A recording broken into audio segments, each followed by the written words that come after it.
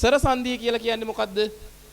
සංදිවන පද දෙකේ පෙර පදයේ අග තියෙන ව්‍යංජනාක්ෂරය අපි මතක් කරගන්න දානවා හල් අකුර.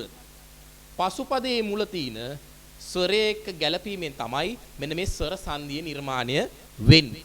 උදාහරණයක් හැටියට අපි ගමු ස්වර සංධියට අදාළ පොඩි පදයක් වමත.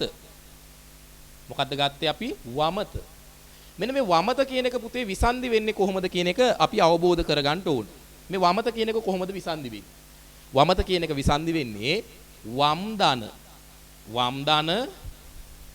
අත. වම් දන අත. එතකොට දැන් අපි කලින් කියපු එක ආයි මතක් කරගමු. අර කලින් කියපු කතාව සංදිවන පද දෙක. ඔබට පේනවා සංදිවන පද දෙකක් මෙතන තියෙනවා. දැන් පෙර පදේ කියලා කියන්නේ කොකද? මෙන්න තියෙනවා පෙර පදේ. අපි කියනවා මේකට පූර්ව පදේ කියලා. එතකොට පසු පදේ කියන්නේ කොකද? පසු පදේ කියලා කියන්නේ පුතේ මෙන්න මේකට.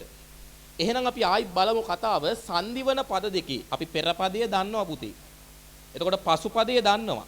එහෙනම් සංදිවන පද දෙකේ පෙර පදේ අග තියෙන ව්‍යංජනාක්ෂරය ඒක තියෙන්නේ හල් අකුරක් විදියට, හල් කිරීමක් විදියට.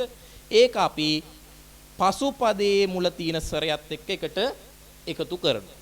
දැන් බලන්න හල් මයන්න දන අයන්න එකතු වුනහම මොකද්ද හැදෙන්නේ? මයන්න හැදෙනවා. එතකොට වයන්න හැමම අපි ලියනවා, තයන්න හැමම අපි ලියනවා. මෙන්න වමත හැදිච්ච හැටි. පැහැදිලිද? ඒ නිසා මේ ස්වර සංධිය කියන එක ළමයි අමාරු සංධියක් විදිහට දැක්කට මේ ස්වර සංධිය අමාරු සංධියක් නෙවෙයි.